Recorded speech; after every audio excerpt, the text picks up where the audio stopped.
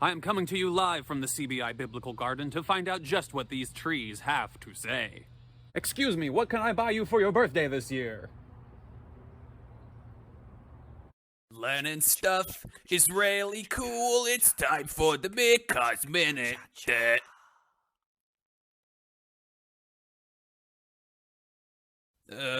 Maybe I'll take over. Tu B'Shvat has been celebrated in Israel for centuries. The New Year, or birthday for the trees, dates all the way back to the time of the Talmud, when the land of Israel was a wild and wooded place. Jewish law placed great importance for the well-being of the trees and all the materials we still get from them today.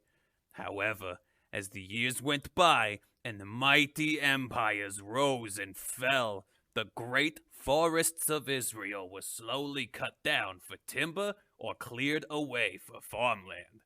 And by the early 1900s, when Israeli settlers began to return to the land, they had one big question to answer. Are you safe to climb?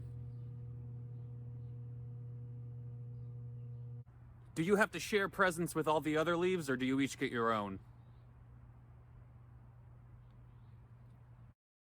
An organization called the Jewish National Fund began collecting tzedakah from all over the world and used the money to empower Jews in the land of Israel to rebuild the forests of old. Today, JNF has planted over 240 million trees all across Israel. This massive project transformed the land into the varied landscape it is today. But if you were to speak to a tree in Israel today, you might be inspired to ask, Excuse me, sir, do you have any New Year's resolutions? Is it possible for you to have a tree nut allergy?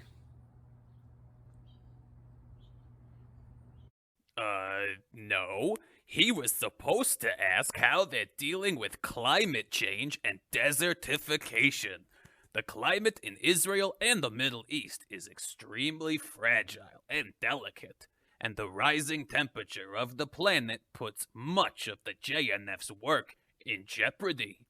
Israel is already over 60% desert, so any more heat and dryness could be catastrophic. Luckily, Israelis have a habit of turning a challenge into an opportunity. Israel was already a leader in water conservation, and they continued to put science into action by planting forests along the edge of the desert. With lots of love and care, over time these sandy slopes will transform the environment into cool and sustainable forest land, like the Yatir Forest, which was planted just 60 years ago along the edge of the Negev. It may be a new year for the trees, but the work of protecting nature in Israel goes on 365 days a year. Do you consider yourself a climbing tree, or are you more of a tire swing kind of plant?